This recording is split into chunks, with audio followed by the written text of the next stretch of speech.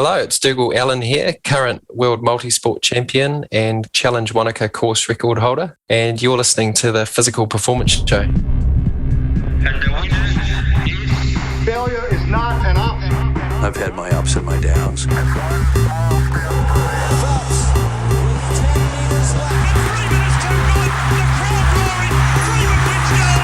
I think it's an absolutely breakthrough experience. Welcome to the Physical Performance Show, the show designed to inspire the pursuit of your physical best performance. I'm your host, Brad Beer. Listen in as we delve into how the world's top physical performers achieve their success, as well as the highs, the lows, and the journey of getting there.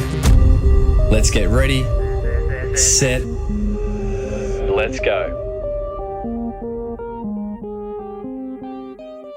Welcome to the Physical Performance Show, brought to you by Earshot's Bluetooth Magnetic Headphones. What an incredible product for athletes, cyclists and runners who charge, and also the Physical Performance Show's Learn-Ins membership.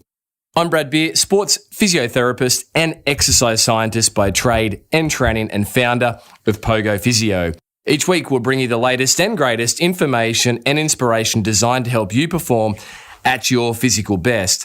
Of course, we do this across our range of different episodes, interest editions, expert editions, catch-up episodes, featured performers, and coaches' corners. And following last week's expert edition featuring Dr. Nick Fuller on all things the physiology of weight loss, which if you missed, please go back and digest, pardon the pun, the many great learnings that people have taken from Dr. Nick's sharings last week. Now, on today's episode, you are in for a real treat. Today, we'll share a conversation with New Zealand-based multisport champion Dougal Allan. By way of bio, Dougal Allan has been prolific in the multisport world for 15 years plus. Dougal is the 2 times champion of Challenge Wankaka, also the course record holder. He has stood on podiums in adventure races in Brazil, China, Australia, and Canada. And perhaps most notably, Dougal is the 2 times Speights Coast to Coast champion and having podiumed in that event 5 times. Dougal competes in over 10 different sport disciplines each year, from kayaking to mountain biking, swimming to skiing, and running to abseiling. Alongside Dougal's own athletic prowess, Dougal holds an honours degree in physical education, is a personal trainer and strength and conditioning coach who also has worked with High Performance Sport New Zealand and their elite snowsport athletes. And this was a really fun conversation. Dougal is very articulate and a well-considered athlete. Some of the most notable sharings from Dougal centre around the importance of honouring an off-season and the effect that can have in setting you up for your best performance. The concept of how our body language can shape our psychology, an insight Dougal gleaned from rugby union superstar Richie McCaw. And Dougal goes on to share his top 3 psychology tips, the 3 Ps. You'll have to wait for these, but they are terrific. I know you are going to really enjoy Dougal Allan's sharings on this featured performer episode of the Physical Performance Show. Let's jump right in.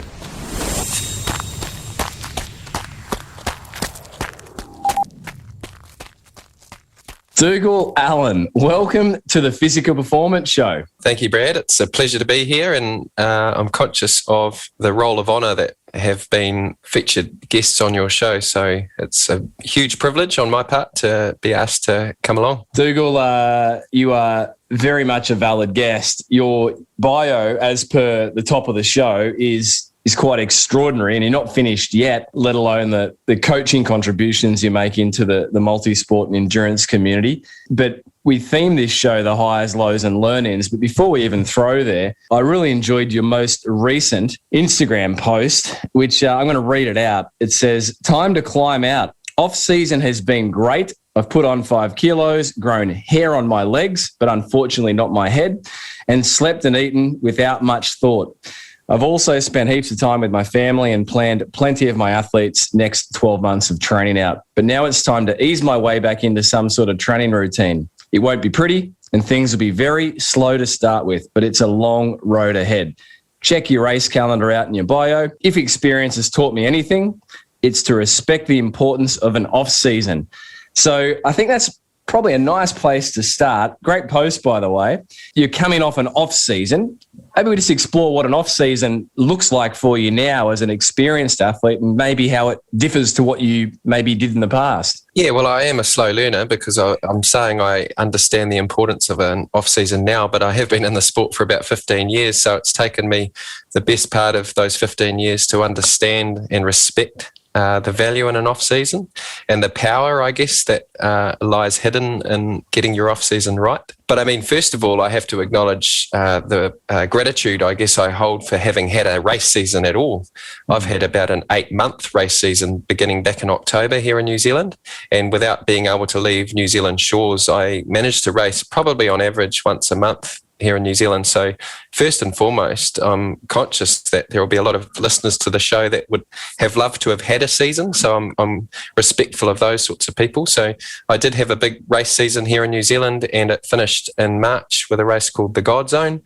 And so since early March, and we're now talking in early May, so 2 months ago, I guess, I've done very little training, and perhaps only in the last couple of weeks have I actually started to do exercise with any, regularity and with any sort of sense of purpose, I guess. And we want to talk about that God Zone event because it really is something created by the hand of the Almighty by the sounds of it. But the difference to what you used to do, what did it used to look like? Not really any time off, or? Yeah, I guess so. And I guess I was part of that, the trap we all fall into, which is we either have a really good key race and we come away fired up and motivated by where we've come to, and we want to jump straight back into training and capitalise on our fitness, or we have a disappointing race and we jump straight back into training to try and make amends for a disappointing performance. So either way, we tend to jump straight back into training. And so that's what I've probably done in the past, is climb back into training too quickly, either because of the excitement of a good race or the disappointment of a bad race. And it just makes for a long 12 months if you try and kick off with a hiss and a bang maybe a week after your key race and carry on for the next 12 months until that key race rolls around again. I mean, just saying it is funny when you take the emotion and the proximity out of it to think that you can output for 12 months. But yet I think we can all resonate with exactly what you just shared, Dougal, and that is you're either disappointed and want to work harder, or you're really excited and wanting to capitalise on that good form. Yet, as I know as a listener of the show, you've heard many times, Dougal, is the only training we benefit from is the training we're recovering from. So without that off season, it's going to end poorly. And I suspect there's been seasons where you maybe have felt the effects of not periodising your year out well, and you've maybe fallen into a slump. I'm sure that's happened over the 15 years to date. Yeah, too right. And I think back to the Coast to Coast in 2020 in February was my key race. From a result standpoint, I was really disappointed. I came second, and my hope and dream was to win the race last year. And I did have an off season. I took the time. Probably that was the first time I really made that off-season count. And it was the best thing I could have done, because this is really unusual for me. I didn't have a single injury or illness in the last summer gone. As I say, I started with a race in October last year and finished with the God Zone in March. So across that entire period, I didn't have a single injury. And there were a lot of consistent things there that I've done in the past with regards to regular physio, regular massage, trying to stay on top of nutrition and sleep. But the only big difference I could reflect on was that way back in March the previous year, I had some real serious downtime and done very little for a period of about 6 weeks. Yeah, wow. And you credit that 6-week downtime as setting up the rest of that season with, as you say, out illness or injury interruption, among other things. Yeah, I think so. As I say, there were a lot of other variables at play, of course, but the only big change that I'd made in that previous 12 months, as I say, was giving a bit more respect to having an off-season. Even skeletally, there's some work that's come out recently, Dougal, around athletes' skeletons, and that they're not designed to run 12 months of the year without a break. And that's a healthy skeleton, let alone, unfortunately, in many endurance athletes' cases, suboptimal bone health. So to just bank work week in, week out is not going to get people to where they probably want to get to. Yeah, and I guess as a disclaimer, it was probably an accidental discovery in all fairness, because in New Zealand we went into lockdown mid-March. I'd just done Ironman New Zealand and I needed a break anyway, but we actually went into a lockdown for 6 weeks. And so that was my 6 weeks of forced off-season, I guess. We weren't really allowed to leave our house. And so it probably was a bit of an accidental discovery, because, as I say, it wasn't until I reflected on what was a really exciting season that I've just had, one that I reflect on with a lot of pride and joy, that I realised that 6-week lockdown could have been setting the stage, unbeknown to me, to a really, good season racing. And so no doubt you'll be repeating that in the seasons to come. Yeah, I've given myself a self-imposed lockdown for the last 6 or 8 weeks. So, and as we record, and we'll get this up on YouTube as well, I'm looking at a picture of yourself and your Kiwi compatriot, former guest of the show, Braden Curry, climb a spectacular hill there in your hometown of Wankaka, South Island in New Zealand. I just can't imagine you being in lockdown in such a beautiful place with, a fairly sparse population. Surely you can just jump over the back fence and get out in those paddocks.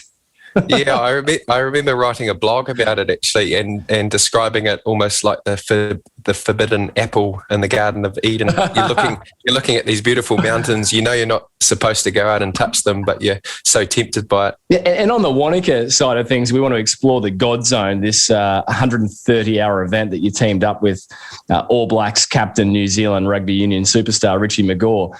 Wankaka, not everyone listening will have visited. I've had the pleasure of visiting after the 2012 World Triathlon Championships in Auckland. We jumped down the South Island, and I don't think I've seen a more beautiful place on earth, the bits that I've travelled. It is spectacular. Is what took you there and what's kept you there? Is it the training? Is it the lifestyle, the clean air, the beautiful water? What is it? Yeah, all of the above. I went to university in Dunedin, which is out towards the coast from Wankaka, and I was actually from the North Island at the time. Went to university and we started to travel into Central Otago, which is where Wankaka is, just to do adventures, really, go tramping or mountain biking, that sort of thing. And it just captures you. There's a lot of people that will tell you that they came to visit Wankaka and never left. For an endurance athlete, it's just paradise. Not just for endurance athletes. In fact, last night I was at the Central Otago Sports Awards, and Central Otago is not a big place. The calibre of athletes, Braden Curry and I were both finalists, and we lost out quite rightly to a guy called Nico Porteous, who just won an X Games gold medal in the half-pipe free skiing. And so we've got this amazing snow sports culture here. As I say, X Games gold medalists, Olympic medalists, alongside the likes of Braden and I chasing endurance-based dreams. So it's quite a mecca for anything sport-related. I remember one training session I did there, Dougal, I went out to the bottom of Treble Cone, one of your local ski fields there, and it was October, so there was only a bit of snow left at the top, and I thought, I'm just going to run to the top of this until I hit the snow up the main road. And I think it was maybe 8 Ks up to the top. Yep. And hit the snow and then ran back down. I think I'll always remember that. The view, which is sort of similar to what you've got in the background there, it's stunning. There's nothing like it on earth. Yeah, no, the only thing we probably don't have is the ocean and the surf. And so, some of your Aussie listeners might not quite be convinced that Wankaka's the place to be, especially if those coastlines are a key part of their lifestyle. And in the 25-metre pool, indoors, I think you've got the one pool in town. Is that right? Yeah, that blows my mind in Australia, eh? You rock up to this tiny little village you've never heard of, and there's a 50-metre outdoor pool. It's amazing. So yeah, we don't have the most spectacular swimming pools in the world either, unfortunately. But in the summer, the lake's warm enough, and that's a pretty cool place to go swimming. Oh, stunning. Dougal, obviously we've themed this the highs, lows and learn-ins. Before we explore this God Zone event, which is intriguing, and the coast to coast, what would you rate as the highest moment of your sporting career to date? And why? Well, that's a really easy one to answer for me. There's a close first and second, but first is certainly my first victory in the Challenge Wankaka iron distance event, and that was in 2016. It had been a meandering road to that victory, I guess. I'd come second in the coast to coast 3 times, and then I'd come third and second in Challenge Wankaka. And I think at some stage I actually had to ask myself the question, if I was not winning these big races, because I didn't have it upstairs if I just didn't truly believe I was capable of it.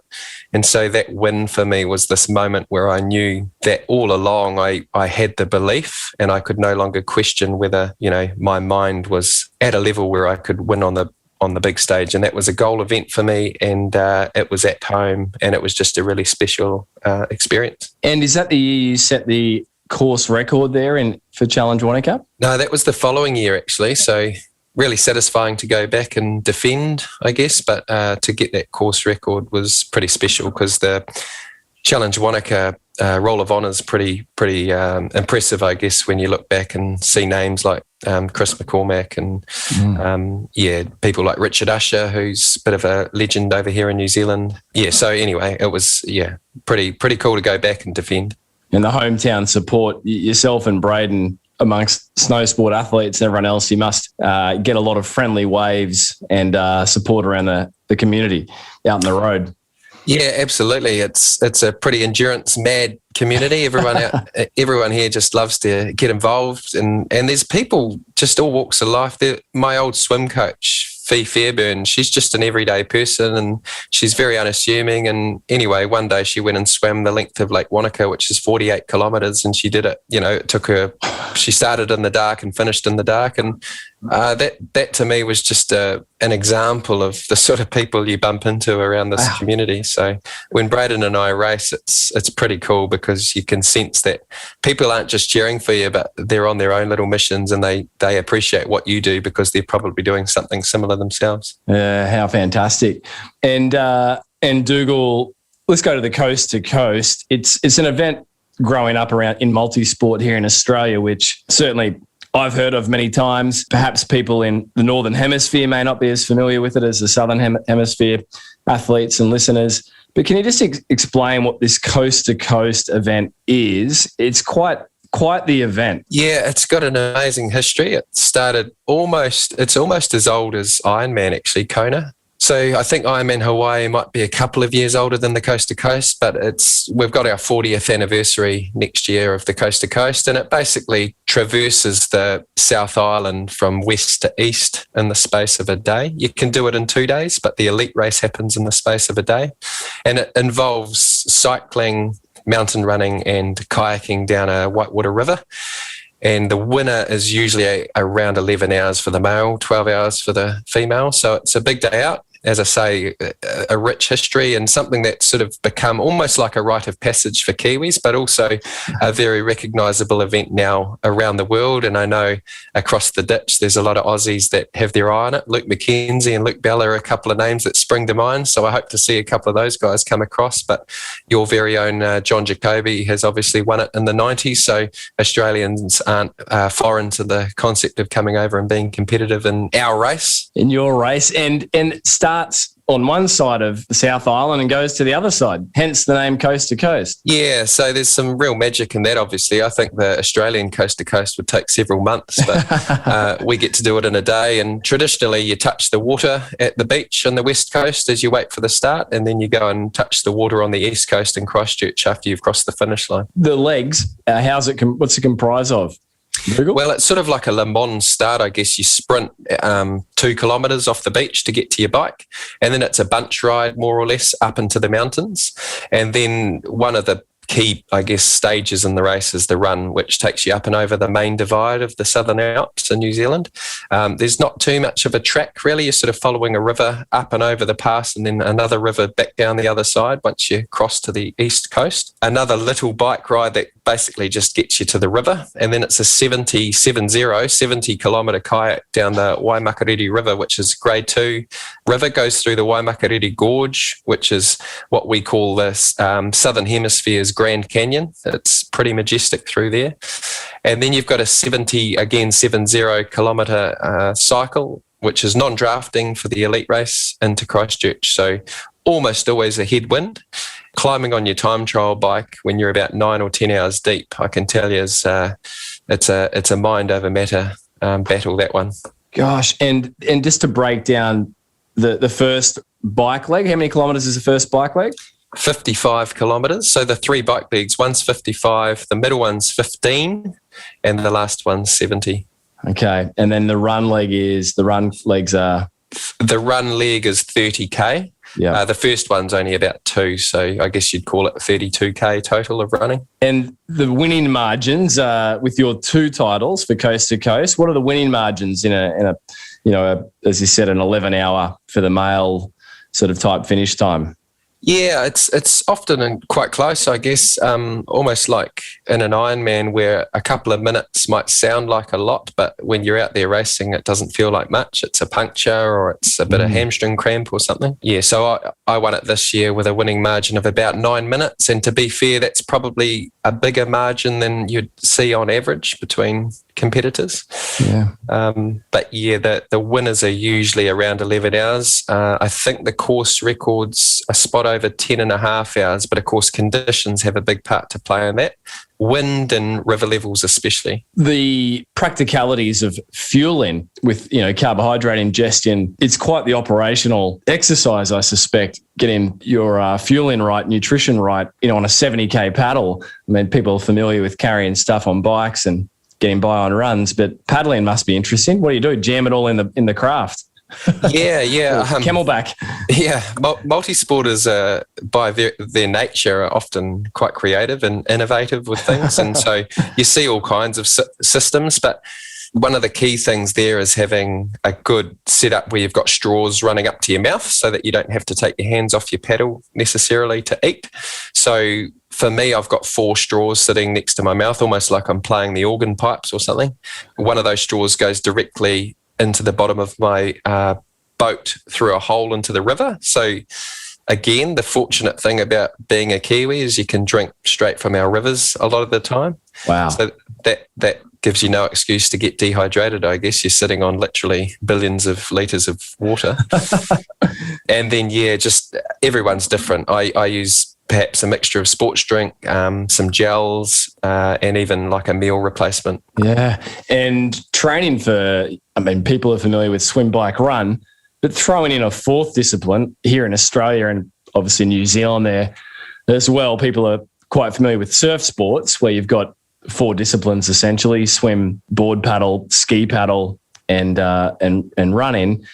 But how do you split your time and energies and sessions across effectively 4 different, disciplines for the coast to coast? That's logistically very tough. Yeah, and I suspect anyone who goes into that sort of challenge expecting to be really good at all 4 probably needs to reshape their expectations a little. That's probably a big part for me, is understanding that I'll always be compromising on my ability to perform to my absolute potential in any one discipline. But when I'm lining up for an event like the Coast to Coast, or even to an extent an Ironman, it's really how do I get from the start line to the finish line as quickly as I possibly can. And so, you're looking to be good at all 3, but as I say, you'd never expect to be world class across the board. So that's probably the big thing. And I've never quite cracked the code with swimming and kayaking well at the same time, hence why usually my season has been dedicated towards either Ironman or an event like Coast to Coast, because I've just never quite cracked the code, as I say, to training for all 4 disciplines at once. What is it about the swim and the paddle that you find difficult to get right? I think, it's a great question. I think they're both sports that reward volume and consistent sort of attention to intensity. They're both sports you can include a lot of quality in and back it up, unlike running and biking to some extent. Yep. And so in essence, you're asking similar muscle groups too with kayaking and swimming, but by the time you're trying to be good at both, that's probably 5 sessions of each in a week. So that's 10 sessions total. And then on top of that, you're trying to find space for your biking and running. So, yeah. And I know you're a big proponent of strength and conditioning, and so you're trying to find a place for that as well. Absolutely. Yeah, I'm at least 2 of those sessions a week too. So in a coast-to-coast preparation, because I think this would be interesting, on average, how many hours are you dedicating a week training time? Probably 20 to 25. A big week would be 30, but that would be very rare. There'd probably be 1, maybe 2 of those in an entire season for me. So 20 to 25 is probably where my average sits. Yeah, okay. Dougal, this Godzone event, you teamed up with Rugby Union All Blacks captain superstar Richie McCaw, and it took you 130 hours, and there were challenges around sleep deprivation, nutrition, foot health, team dynamics. What on earth is this God Zone event, and how did it play out, and how did you end up teaming up with New Zealand Sport in Royalty? Obviously, you're included in that honour roll. Yeah. And the other two teammates, Theo Wordsworth was our navigator, and he deserves a lot of credit for our performance. And Simone Meyer was our other teammate, and she's just exceptional. She's also the current Coast to Coast champion, and probably one of the most talented athletes I've seen in my life, without a doubt. I was called into the team actually with only 4 days' notice, so I was never supposed to be part of the team, but we had some COVID restrictions that meant their teammate couldn't travel outside of his region, and I was given the call-up.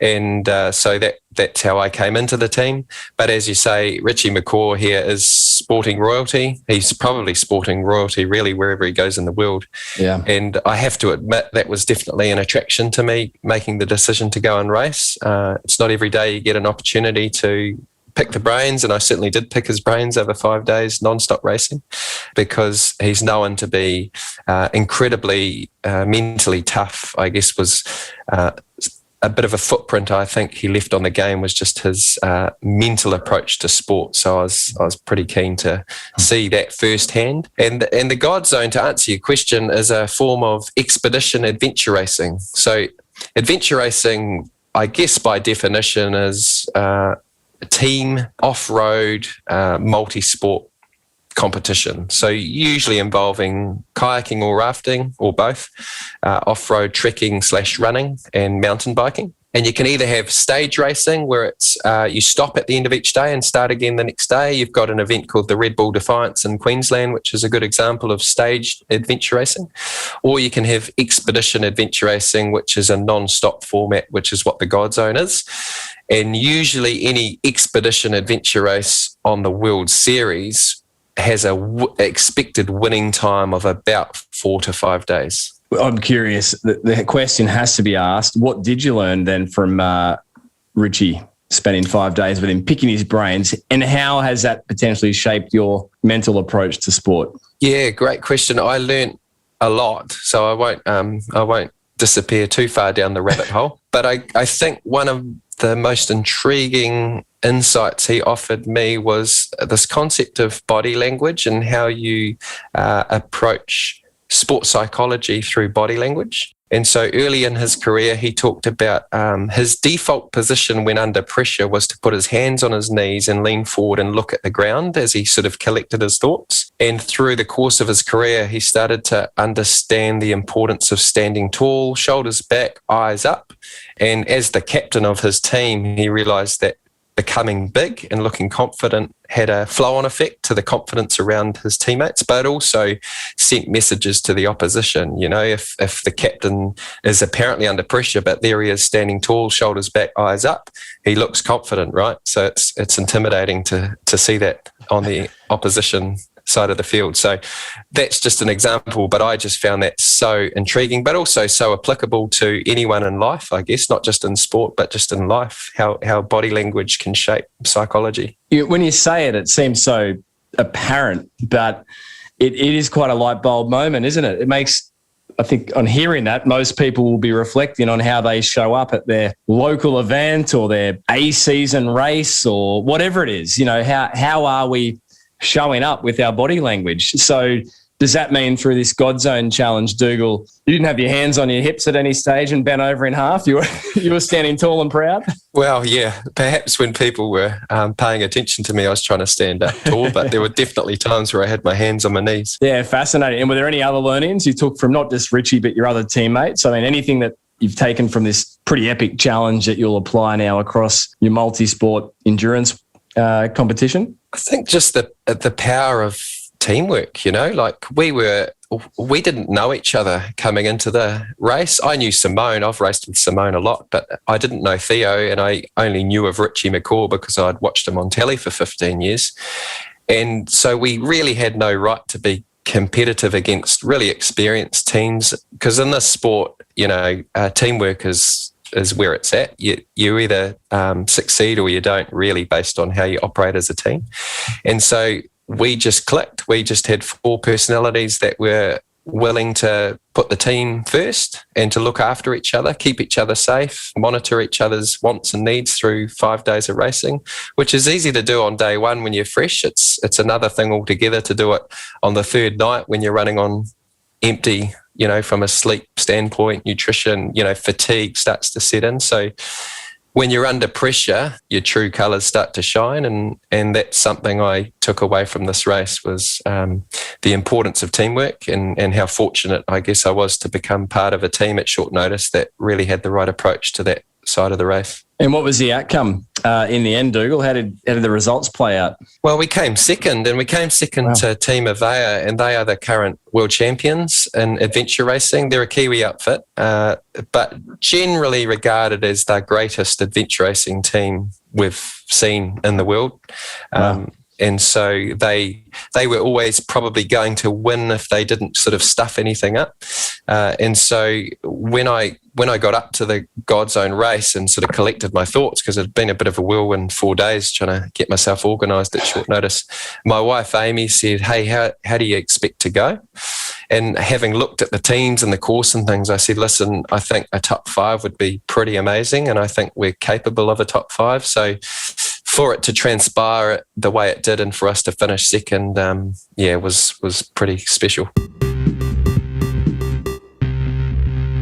You're listening to Dougal Allan, multisport champion and head coach of DA Endurance, on this Featured Performer episode.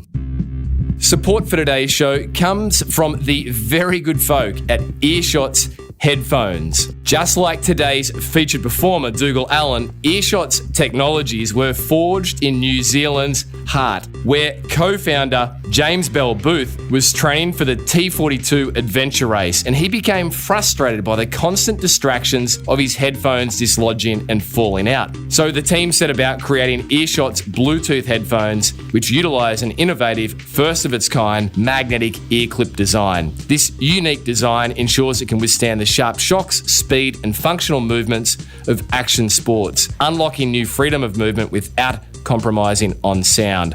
One of the great features that I love about these headphones is that they have a 20-hour battery life, so no longer will you be caught out with your headphones going flat on long rides or runs or any other sessions. Now, the great team at Earshot's headphones have generously offered up 10% off the Earshot's headphones by simply using the code TPPS at checkout. And moreover, listeners of the show can go into the draw to win a set of Earshot's Bluetooth headphones, which we will be giving away courtesy of the Earshot's team, 1 pair over the next 3 months. That is 1 pair per month. To enter the draw to win your set of Earshot's Bluetooth headphones, jump over to Pogo Physio's show notes, and there you can hit the link and leave your details.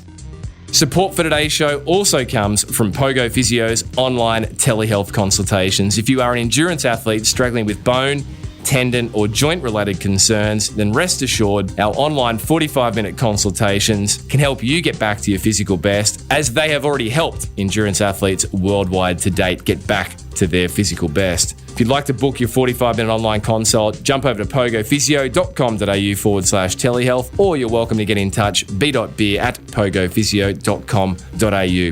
And finally, support for today's show also comes from the Physical Performance Show's Learn-Ins membership, where from just $5 per month, you can support the production of the show, and in return, we'll grant you complimentary access to the normally $49 per head ticketed live stream events that we host each year. Now, not only will you gain access to the upcoming live stream events, which we are just weeks away from finalising the dates and our live stream presenters for 2021, but you'll also get access to 2020's very popular live stream events, which included Dr. Stephen Seiler on all things polarised training and Dr. Shona Halson on recovery essentials. And a massive thanks this week to our new patrons, Connie Isherwood, Nadine Perlin, based over in WA, Australia, and Todd Bones. Guys, thank you for your support of the show. If you'd like to support the show, jump over to Patreon, Patreon, search for the Physical Performance Show, and there you can pledge your support. For now, let's jump back with this week's featured guest, Dougal Allan, multisport champion and head coach of DA Endurance, on this featured performer episode.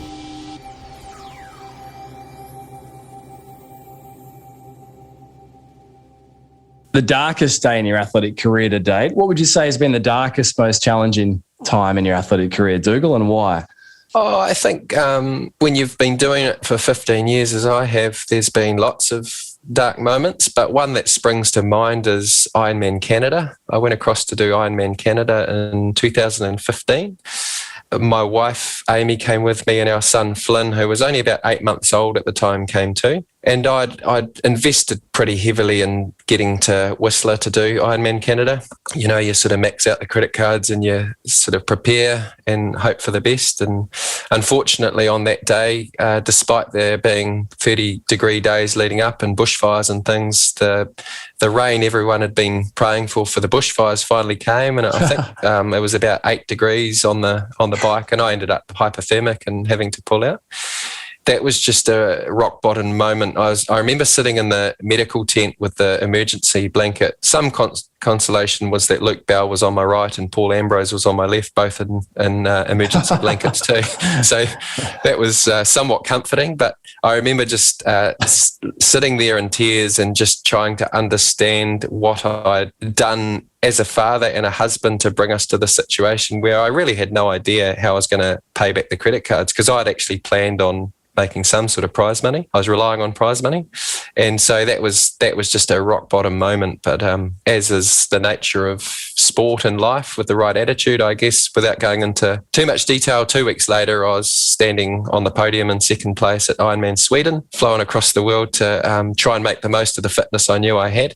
And so it all turned out for the best, but I didn't realise that, obviously, sitting in the medical tent at that moment. So that was a moment where I really wanted to give away the sport completely. And those pressures, as you say, it sounds to me like, I think you obviously set decent standards and have high expectations of yourself across the board. And it sounds like it was more that coming to terms with the family side of it rather than your own disappointment with your performance. Obviously, that was mixed in as well. Definitely. I mean, I was a new dad, really. Flynn was 8 months old, so I was still learning what being a dad was all about. And up until that point, I'd been an athlete. And we all know athletes are, by their very nature, quite self-focused. I don't like the word selfish necessarily. I don't think that's necessarily the word to use, but you have to focus heavily on yourself to be successful as an athlete. So I was in this transition period, I guess, where I'd gone from only really having to think about myself to suddenly understanding the importance of being a dad. So it was the catalyst to positive change, but it didn't feel that way at the time. As is typical of most of these moments of learning. Just on that concept of selfish versus self-focused, I think that's really powerful. You know, the language matters because you hear it all the time. Athletes are selfish. What's your aversion to that, Dougal? You know, every athlete will be different, but I don't like the idea that we label athletes selfish, because athletes actually have this incredible effect on the people around them, be that their family or their friendship circles or their community, or as we move through the ranks, current athletes of the calibre, say, of Jan Frodeno, they inspire our understanding of what's possible. So even though the athlete probably goes about their day putting their own wants and needs first, to label them selfish, I think takes away from the fact that they give so much to those of us that follow the sport, or, as I say, even at the level of an everyday athlete, they might be the manager of a company or the father of children, and what they do day in and day out, I think, has a really positive effect on the thinking and the behaviour of the people around them. How do you coach / bring perspective for the time-pressured, recreationally competitive athlete that is feeling the burden of trying to perform at their best, keep all balls in the air, family work? What advice would you give to people out there around managing those competing pressures and responsibilities? Yeah, I think you sort of touched on it at the start of that question around giving perspective.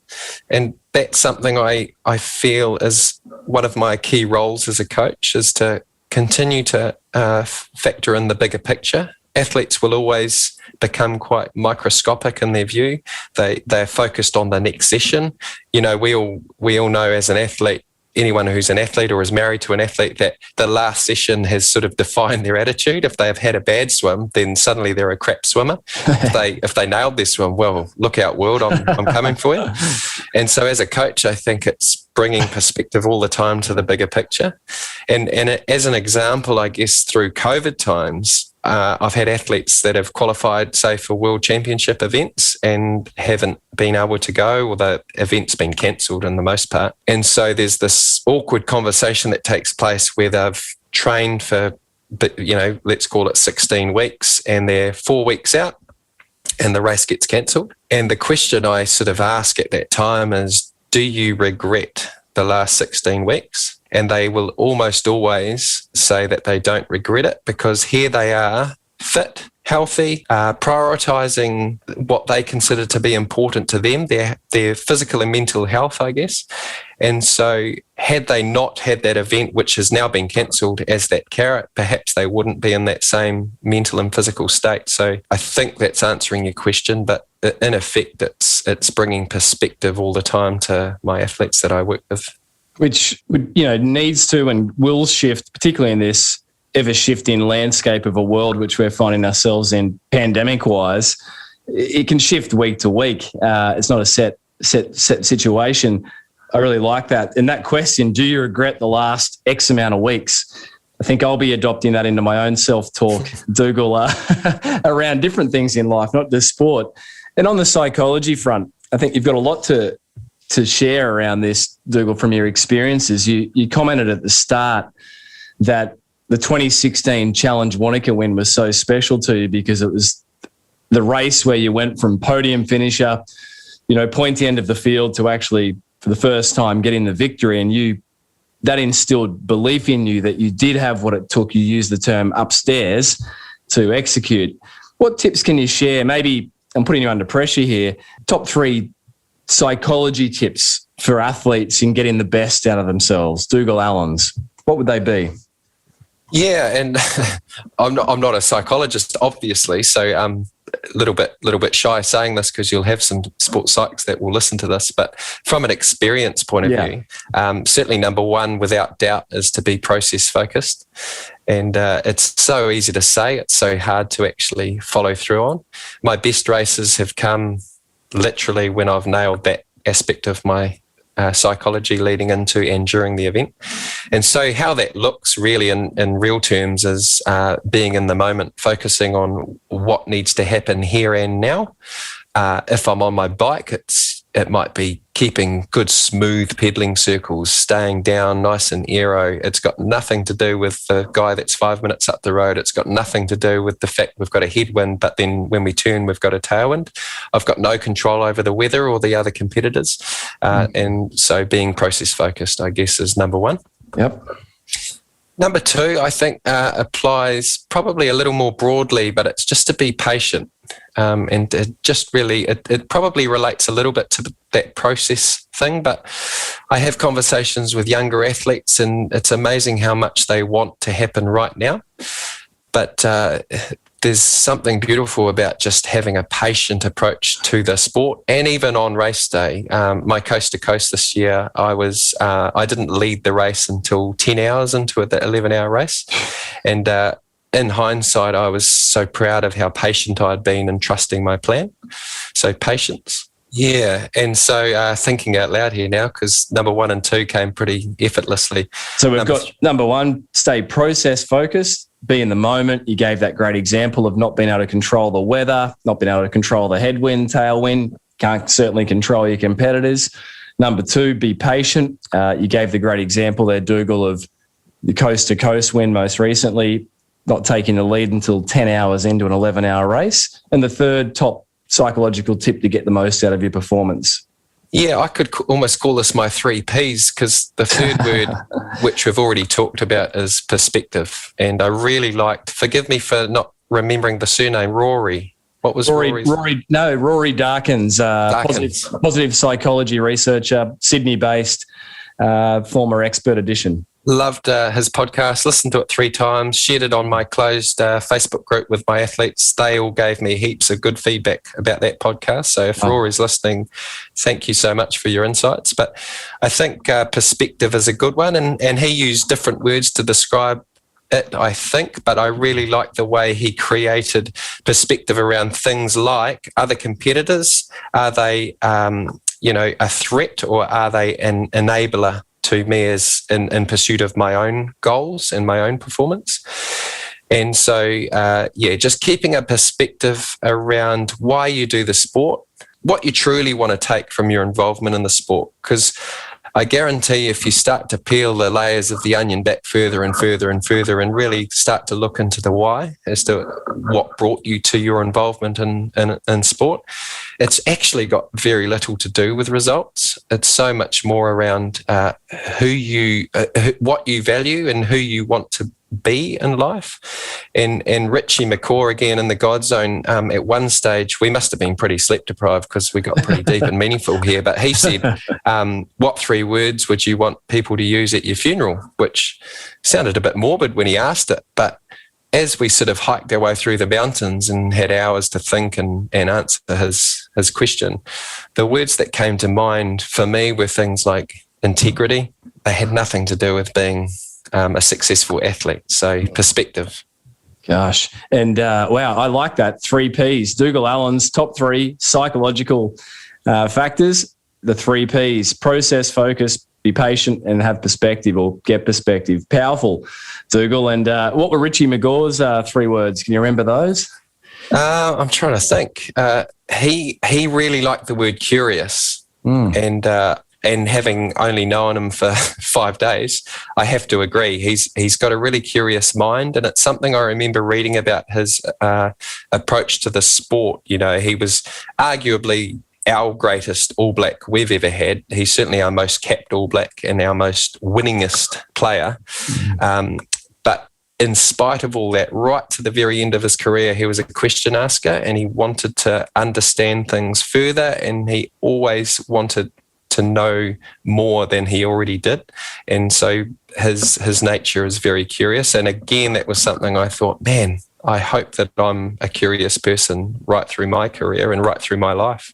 Yeah, gosh. And as you say that, Dougal, I do reflect on interactions through my professional working life as a physiotherapist where you think about peak performance, and now you say it, often those peak performers are curious people. They don't just passively get something done to them. They often want to know why and how, and they're almost students of the sport, students of their body, and students of life, I guess.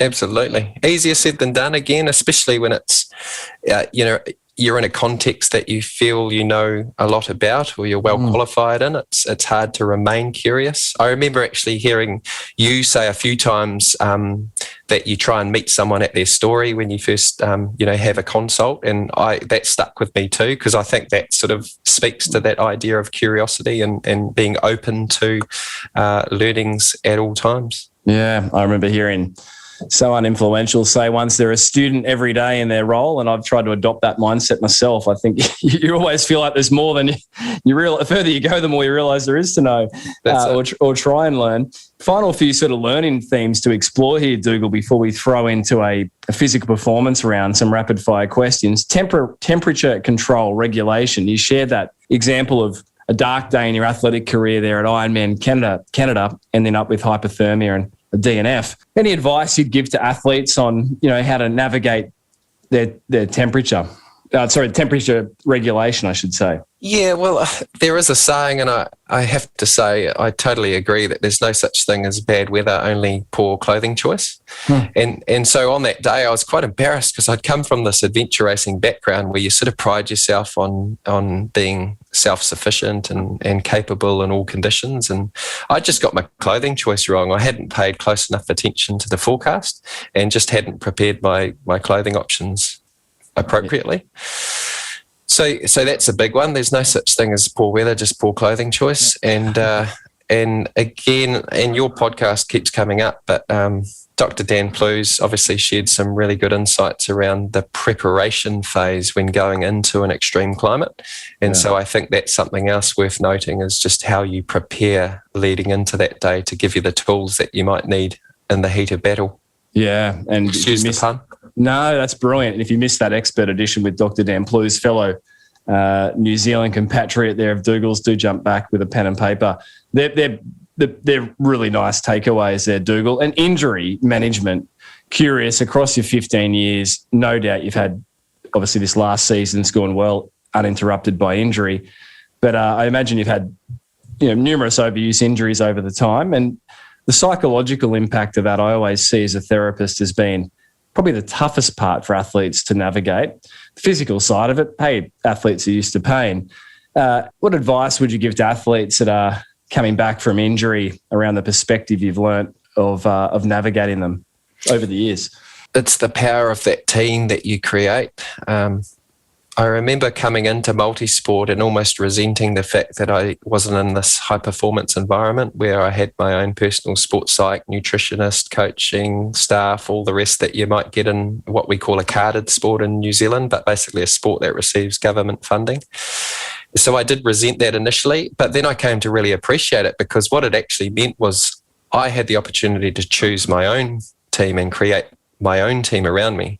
And so it's what I've done. And Wanaka being a bit of a sporting hub, I guess, I've just been so lucky to have, a good doctor who does the coast to coast and the Ironman himself, a great massage therapist. And I've worked with Marlene for probably 5 or 6 years. So there's some real value, I think, in someone having the opportunity to really start to learn and understand your body specifically. I've got a fantastic physiotherapist and he's my support crew in the coast to coast every year. So he sees me in action. And so, and my wife's obviously a big part of the team. So the creating your team is important and you don't have to be an elite athlete to appreciate that. Anyone can be, strategic, I guess, in the doctor and the physio and the massage therapist or osteopath or chiropractor that they choose to see. And then I guess as an extension to that point, it's that whole ambulance at the bottom of the cliff scenario. I don't just go to my physio or my massage therapist when I'm injured. I go to them regularly for maintenance work. It took me a while to learn that, but ironically, the more maintenance I do, the less injuries I get. And if I do get an injury, because I'm seeing them regularly, they usually have a real feel for where I'm at physically.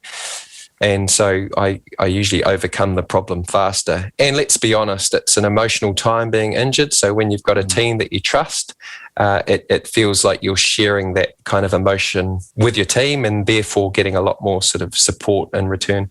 Yeah, it is. I don't think no matter how many times an athlete's been injured, you cannot, I think you get better practically at managing it, but the emotions still have to be experienced, right? Absolutely. You're listening to Dougal Allan on this featured performer episode, multisport champion and also head coach of DA Endurance, sharing on his career highs, lows, and many learn-ins. Now, if you missed last week's episode, it was an expert edition featuring Australian-based researcher and author on all things the physiology of weight loss, Dr. Nick Fuller. Now, this has been an incredibly popular expert edition. It's a very important topic that pertains to not just individuals looking to go on a weight loss journey, but also athletes looking to perform at their best, considering periodizing their body weight for events, and also coaches and practitioners who work alongside athletes and enter into conversations regarding all things body weight. Here's a little snippet of my conversation with Dr. Nick Fuller. We've got this fixation with weight loss. We're doing it up to 5 times a year, often following the same diets. They're often validated through short-term results, quick instant gratification on the scales. I mean, the popular ones at the moment are ketos and your intermittent fast. But again, when you follow these people up, you do see their metabolism shutting down. You do see function being suppressed. You do see their appetite hormones changing, telling them to eat more. And what happens? They've put the weight back on. If you missed the full episode, jump back and download it wherever you get your podcasts from. We're over on YouTube now, so you can jump over, follow the Physical Performance Show there, or simply hit subscribe and get each and every episode, each and every week into your earbuds. For now, let's jump back with this week's featured performer, Dougal Allan, multisport champion, head coach of DA Endurance, sharing on his career highs, lows, and learn-ins. Dougal, some great learnings there. Let's jump into a physical performance round. Rapid fire questions. Are you ready? Bring it on. Training session most disliked? Oh, it's really anything swimming. I've tried to kid myself over the years that I do enjoy swimming. I just don't enjoy swimming. Perspective, Dougal. Perspective. Training session most loved. Anything kind of strength-based, I guess. I love grinding a big gear on the bike, or hill reps running, or with the kayak, you could put a bungee around your boat, or a little parachute that you drag behind you. I just love that extra resistance and that sense that you're just grinding. Deep pressure. Favourite pre-race meal? What has fueled Dougal Allan across these victories? Oh, the dinner is almost always a light protein, like a fish, almost always fish, to be honest, and probably mashed vegetables and a few greens on the side. So that hasn't changed much. May come as a surprise to people, but my breakfast, there's no real theme there. I've always been a little bit random. Sometimes it depends where I am in the world. Sometimes it just depends what's seasonal at the time. I think before Coast to Coast this year, I had avocado and tomato on toast. But I guess the only thing that's absolutely non-negotiable with my breakfast is a good strong coffee. Aha, there you go. There'll be plenty of Coast to Coast participants taking on the avocado and what was the other bit? Tomato? And tomato, yeah. Like I say, it's a bit random. Yeah. Sleep routine, bedtime, morning time, Dougal. Obviously, there's children in the mix. Yeah, I've always been quite early to bed. I'm really lucky. I never realised it at the time. My mum's a biology teacher and she was huge on this whole concept of biorhythms, and it just made no sense to me when I was young, but she's really keen for consistent go to bed and get up times. Yeah. And so I've sort of carried that through into adulthood. So I'm probably in bed by about 9 o'clock and up anywhere from sort of 5 till 6. So I sleep a lot, 8 at least, sometimes up towards 10 hours a night. Yeah, gosh, and you'd have to think that that's part of the algorithm of your enduring success and health, Dougal. Athlete you most admire, who's that and why? Oh, I love athletes that are family orientated. There's just something I gravitate towards. Maybe it's because I can relate, but I also just love seeing athletes perform well while bringing their family along for the ride. My dad was a runner as I grew up, not a competitive runner, but, he was a 1:30 half marathoner, and that just shaped our family dynamics on the weekends, going to watch Dad run a half marathon. So names that jump to mind are Crowe, obviously, my good mate Braden, Reedy. We've got an athlete in New Zealand called Sophie Hart, who's won the Coast to Coast 3 times. She was in the Avea team that won God's Own. She's a world adventure racing champion. She's also a mother of 2 and a general practitioner. So people like that just capture me, I guess, and really inspire me. Yeah, wow. Toughest competitor Dougal Allan's ever raced. Who is it and why? Absolutely Braden Curry. I haven't beaten him too many times, and in the early years, he was just like this little pit bull terrier. He didn't have much in the way of true fitness at that stage. He sort of came into the sport quite quickly and didn't have a good sort of strength and kind of robustness background. But what he did have was this just dogged determination, and it's obviously what's carried him through his career to the point where he's now a contender in Kona. Yeah, absolutely. And I do enjoy Kyle Smith, your fellow New Zealand athlete. There's Instagram captions about Braden Curry on race day, what does he call him? A lion hunting him down. It's quite entertaining. Mantra. Is there a mantra that you regularly use, Dougal, on race day or in hard training sessions? Anything that's consistently there? No. I think one thing I've often sort of said to myself in lots of contexts is look where you want to go, not where you don't. And so that could apply quite literally to, riding your bike or paddling a river. It's easy when you're sitting on in a kayak and you're approaching a rapid to look at the big rock that you don't want to hit. But, to have that kind of positive psychology standpoint, like Rory talked about, a lot of that's, set your eyesights in the direction you want to go, and your body and your equipment will follow. And I think that can apply to anything in life, really. Look where you want to go, not where you don't. Wow. Best recovery tip, Dougal?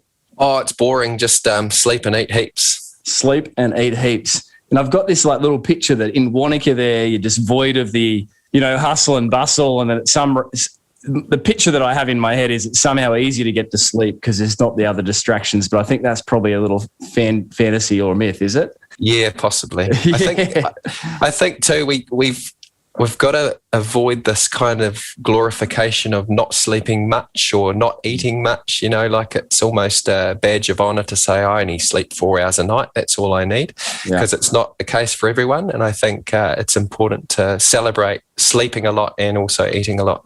one word to describe your racing style, Dougal, what would that one word be? Consistent, I think. I've sort of almost always been top 5 in Ironman races and top sort of on the podium in multisport events. So I haven't won a lot, but I'd like to think I've been pretty consistent over the years. Yeah, such a powerful word. How would you describe being in the zone, Dougal? It's the sort of, I think, interconnectedness around me. So it's almost like the state of harmony. And I think of an example being when I've been on the river paddling, which is one of my favourite places to be.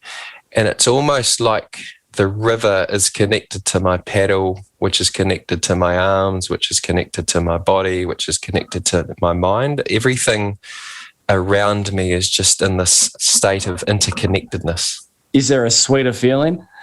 Oh, I wish you could just live there, eh? I'm actually reading The Rise of Superman at the moment. So if anyone's got a particular interest in this state of flow, then that's a great book to read. Yeah, absolutely. It is a sweet feeling.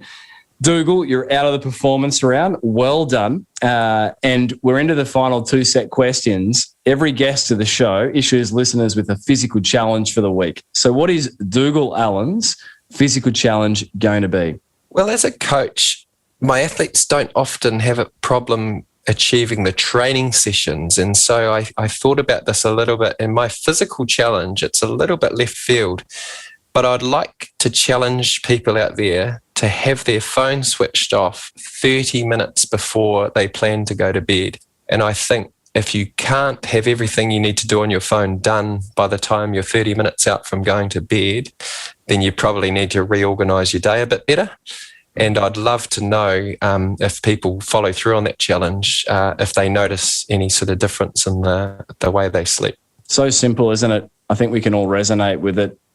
Are we really achieving anything on our phones just before we go to bed? No, it's shake up that routine, take on Dougal's challenge. Dougal, of all the learnings of which you've shared just some today, but if you had from your career to date, if you had to boil everything you've learned into one piece of advice to help listeners of this show perform at their best, their physical best, what is that solitary piece of advice going to be?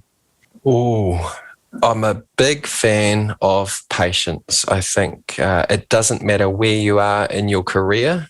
If you just trust that by doing the best you can with the day that, with each day that comes, and just have a little patience, then that's where the magic happens. You've just got to, not expect things to happen straight away, I guess. So be patient, enjoy the ride.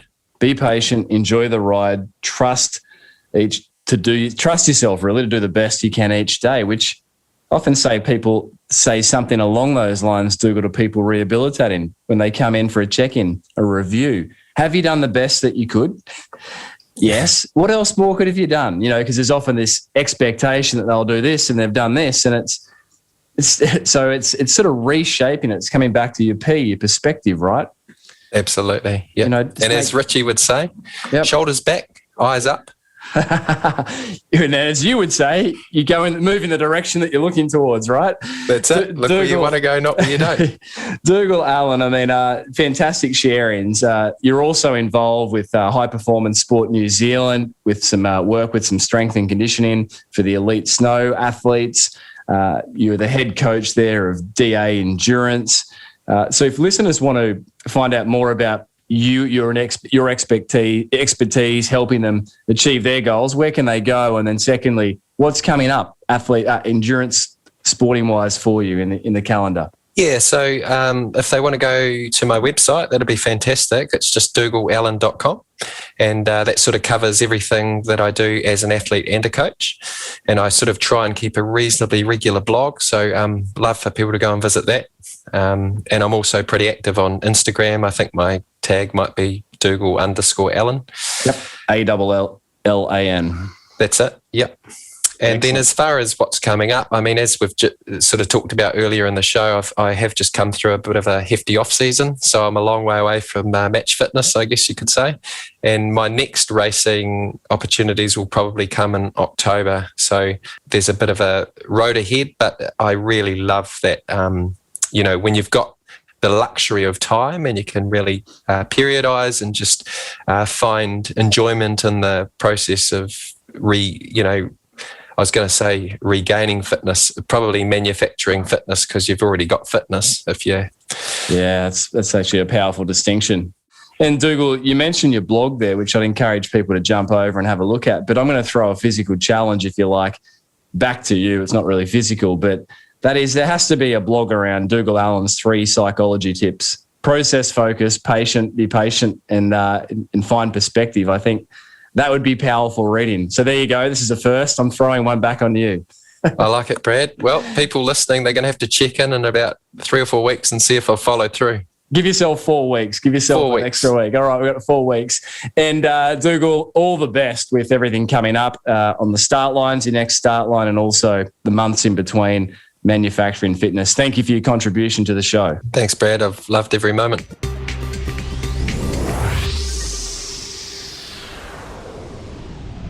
So there you have it, another episode of the Physical Performance Show. And I trust and I know you enjoyed Dougal's share-ins today. It was a really enjoyable interview to record, so a massive thanks, Dougal, for your contribution. Now, do be sure to follow Dougal over on Instagram at Dougal, DOUGAL _Allan, ALLAN, and follow Dougal's journey. Talking about social media, if you'd like to take a podsy, they are so much fun. That's simply a screenshot of the episode that you are enjoying and tagging in the show at Physical Performance Show. We'll reshare those, and thanks to those that have been taking podsies. You'll find the show over on Instagram at Physical Performance Show, on YouTube, of course on Facebook, and also on Twitter at TPBS Show 1. If you'd like to reach out to me for any feedback, you can do so at Brad_Beer on all the channels. Always open to how we can improve the show or potential guest recommendations or just general feedback. Massive thanks to those that have been leaving ratings and reviews on iTunes. Thank you to SWJP100, who commented, "I found this podcast after trying a number of other things first. Excellent detailed coverage and great guests. Highly recommended for anyone interested in getting the best out of their own physical performance. 5 stars. SWJP100, thank you for taking the time to leave that review. It's simple, if you'd like to leave one, jump over to iTunes and simply hit ratings and reviews. Now, massive thanks as always to the great folk who make this show possible each and every week, all 269 weeks consecutively. Daryl Misson, our audio engineer, Susan Wilkin on all things show administration, and Matthew Walding on all things show graphic design. Of course, a huge thank you to today's show sponsor, Earshot's Bluetooth Technologies. If you're sick of your headphones going flat or falling out of your ears, then jump over and get a set of these Earshot's headphones. They are a terrific product. The team have offered up 10% off the checkout price by simply using the code TPPS.